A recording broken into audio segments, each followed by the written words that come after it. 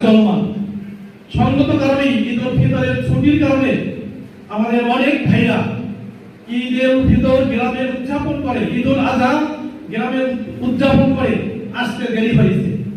আমি অনুরোধ করব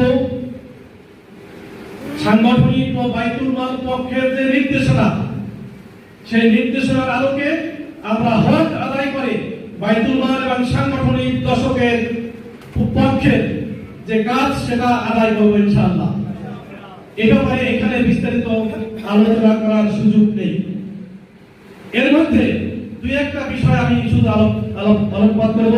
এক নম্বর হলো যারা রোপণ, তাদের উপরে ব্যক্তিগতভাবে দায়িত্ব হলো কমপক্ষে 55 জন ভাইয়ের সাথে কন্টাক্ট করা। এক্ষেত্রেও আমাদেরকে মনে রাখতে হবে এই কন্টাক্টের ক্ষেত্রেও আমাদের টার্গেট থাকবে নির্বাচন। এটা কিন্তু আমার কথা না, এটা হচ্ছে আমাদের মহানগরীর আমিরের নির্দেশনা। সুতরাং আমরা যাদের সাথে কন্টাক্ট করব, আমরা জনশক্তির সাথে কন্টাক্ট করব 25 জন, সক্রিয় সহযোগী করব 10 জন, সহযোগীদের মধ্য থেকে 15 জন, অর্থাৎ প্রত্যেক গ্রুপ 55 জন ভাইয়ের সাথে আমরা কন্টাক্ট করব।